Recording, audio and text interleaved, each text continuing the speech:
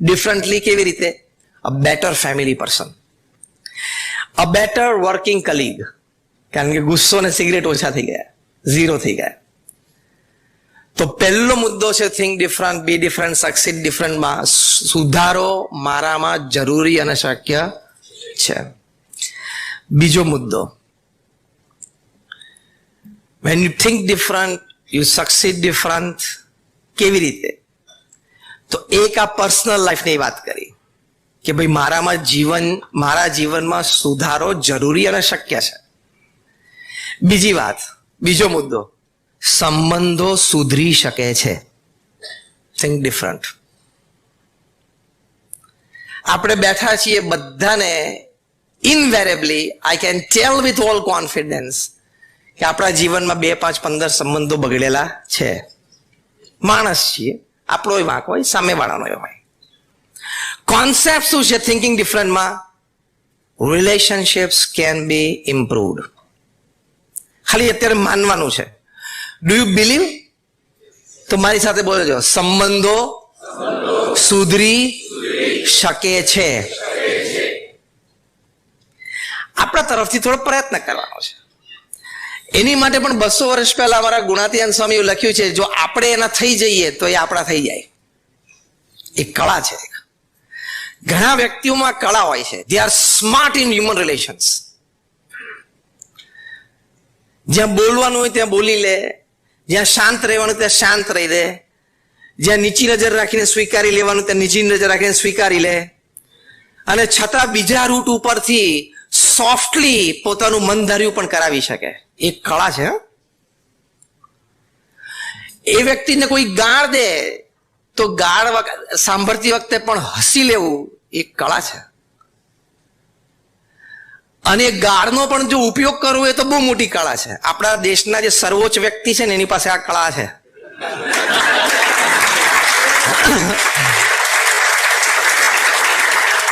એમને કોઈ ગાળ દે, he has a knack of turning that into a huge vote bank. એક બહુ મોટી કળા છે, સામાન્ય કળા નથી. ગાળની સામે ગાળ નહીં દેવાની, ગાળનો ઉપયોગ કરવાનો. આવી ઘણી બધી લૌકિક કળા છે કે જેમાં તમે કોન્ફિડન્ટલી કોઈ પણ સંબંધ સુધારી શકો છો. એટલે your homework number 2 today is, આજે રાતે તમે જ્યારે પહેલો મુદ્દો લખવા બેસો ત્યારે બીજો મુદ્દો લખવાનો કે મારે આ 5-7 વ્યક્તિઓ સાથે ડિફરન્સ ઓફ ઓપિનિયન અથવા ઈગો ક્લેશ અથવા એટીટ્યુડ ક્લેશ રહે છે. તો આમાંથી હું એક વ્યક્તિ આજે નક્કી કરું છું કે in 1 week I will try from my side to improve the relations. And see, you become a different person and you will succeed differently. સંબંધો સુધરી શકે છે. પ્રમુખ સ્વામી મહારાજ એમના જીવનકાળ દરમિયાન 1300 થી પણ વધારે સંસ્થા ઊભી કરી. આ તમારે જોલી જીમખાના એક સંસ્થા છે ને, આવી નાની મોટી 1300 સંસ્થાઓ. એકનું સંચાલનમાં કેવું થાય છે સાંજ પડે મનોજભાઈ? એકનું આ સંચાલન વહીવટ વ્યવહારમાં આ 1300 hospital, hostel, schools, colleges, community centre, સંસ્કાર કેન્દ્ર, મંદિર અને અક્ષરધામ. 1300. ઘણા સારા ડેવલપર્સ અને બિલ્ડર્સ અમે મળીએ ને તમે હું એને એક જ પ્રશ્ન પૂછું છું, 1300 જમીન પર્પસફુલી આ આંખથી તે જોઈ હોય તો મને કે. હજી સુધી મને કોઈ આ નથી પાડી.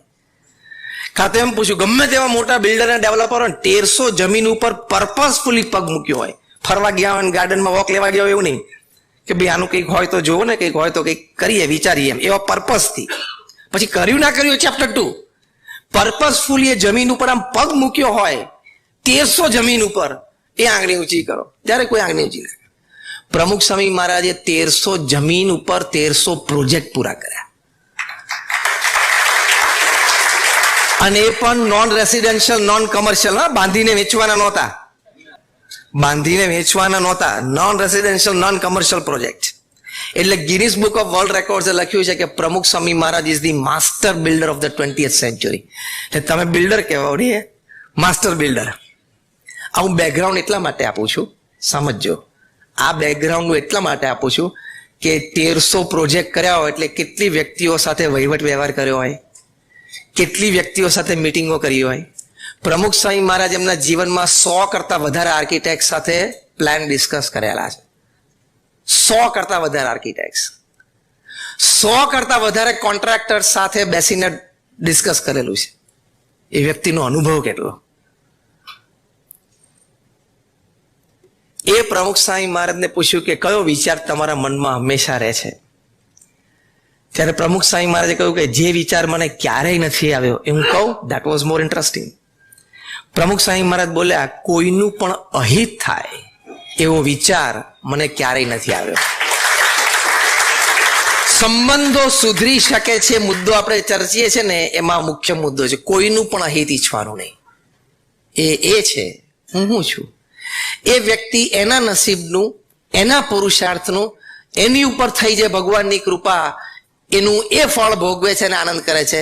હું મારા નસીબનું, મારી મહેનતનું અને મારી ઉપર થઈ ભગવાનની કૃપા, એનું ફળ હું ભોગવું છું. He is he, I am I, finish. આમાં ઈગો નથી, પણ clarity of purpose of life છે. Is not ego. એને શું કહેવાય? Clarity of purpose of life. એ છે હું છું. કોઈની સાથે ઈર્ષ્યાનો ભાવ જ નથી, કોઈની સાથે અભાવ ગુણની વાત જ નથી. એમાં મગજ બગાડાય નહીં, એમાં મગજની શક્તિ બગાડાય નહીં. એટલે meet and greet every people with a smile. Professionally પણ એર હોસ્ટેસીસ બધા સ્માઇલ કેવી આપે છે? જેમ તમારે 20 વર્ષનો સંબંધ હોય ને એવો સ્માઇલ આપે. હા, એનું પ્રોફેશન છે and they are up to the mark. એનું પ્રોફેશન છે ને કરવું જોઈએ, કરે છે. તો આર્ટિફિશિયલી પણ લોકો એટલું કરી શકે છે. તમે નેચરલી થોડુંક પણ કરો ને તો તમારા સંબંધો બહુ સારા રહે. પ્રમુખ સ્વામી મહારાજ 40 લાખ લોકોને વ્યક્તિગત મળ્યા, સવાર બપોર સાંજ મુલાકાત આપતા. 40 lakhs, 4 million. અને બધાને પ્રશ્નો સાંભળ્યા અને એનો ઉત્તર આપ્યો. એમનો જનસંપર્કનો અનુભવ કેટલો બધો. એમણે એક સરસ વાત રજૂ કરી, સંબંધો સુધરી શકે છે એની માટે.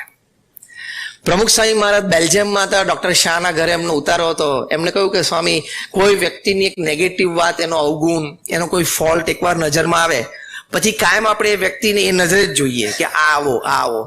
કોઈ એ વ્યક્તિની સારી વાત આપણને કરવા આવે ને તો આપણે કંઈક વાત તારી બરોબર છે, પણ હું તને એક વાત કરું.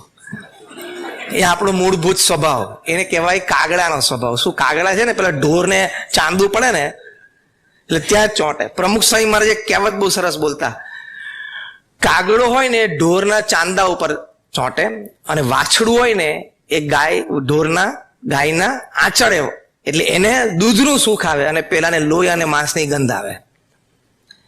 એમ આપણે સ્વભાવ છે ને એ વાછરડા જેવો રાખો કે આપણે સાચી સારી વાત હોય ત્યાં જવું, ખોટી ખરાબ વાત હોય એમાં ઇન્ટરેસ્ટ તો બધાને બહુ પડે. આ લોકો ન્યૂઝપેપર વાળા ખાલી લખે ને સ્કેમ, સ્કેન્ડલ, આ શબ્દ વાપરે એટલે પહેલી નજર ત્યાં જાય ને પહેલો આર્ટિકલ એ જ વાંચવાનો. હવે તમે અંતરદ્રષ્ટિ કરો, શું થઈ ગયું? તને કોઈ ફેર પડતો નથી, થયું કે ના થયું. It doesn't make you any difference. અને આમથી કેએલ રાહુલને કેમ T20 ની ટીમમાં નહીં લીધો હોય? નથી લીધો બિચારાને. વર્લ્ડ કપ રમવા નથી જવાનું ગઈકાલના સમાચાર પ્રમાણે. હવે તને BCCI એ પૂછ્યું નથી, તું BCCI ની કમિટીમાં નથી, અને આની ચર્ચા તું ઓફિસમાં બપોરે ટી ટાઈમ વખતે 2:30 વાગે તું 10-15 મિનિટ કરી. You are wasting your time, you are wasting your energy, you are even wasting your personality and character in the hearts and minds of people. અહીંથી બધા સંબંધો બગડે છે. Don't discuss people. And if you want to discuss positively. Those people who discuss people are cheap minds.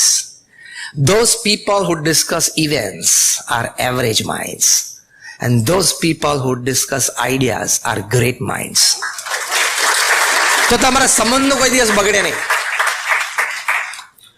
તો સંબંધો વ્યક્તિઓ સાથે બગડે નહીં. એમાં હું ખાસ એક વાત કરું છું, આપણા મોબાઈલમાં તો 500, 800, 1000, 2000 જેટલા નંબર હોય, એટલે એમાંથી 25 વ્યક્તિ સિલેક્ટ કરી લેવાની કે આ 25 વ્યક્તિ મને મારા જીવનમાં જોઈએ કોઈ પણ સંજોગોમાં, તો મારા જીવનમાં મને આનંદ રહે. પછી આપણો ફેમિલી મેમ્બર્સ હોય, કોઈ 2-4 ફ્રેન્ડ્સ હોય, 2 વર્કિંગ કલીગ હોય, કોઈ રિલેટિવ હોય, કોઈ નેબર હોય, વોટ એવર, કોઈ તમારા મોર્નિંગ વોક ગ્રુપમાં 1-2 વ્યક્તિઓ, વોટ એવર, 25 વ્યક્તિઓ લાઈફમાં સિલેક્ટ કરી લેવાની. એ 25 વ્યક્તિ મારે કોઈ પણ સંજોગોમાં મારા જીવનમાં જોઈએ, મારા જીવનનો હિસ્સો છે. પછી એ 25 વ્યક્તિ સાથે બધું કોમ્પ્રોમાઇઝ. એની ભૂલ હોય તો આપણે સોરી કહેવાનું, કારણ કે we want the person in my life. અહીંયા રિલેશન્સ મેન્ટેન થાય.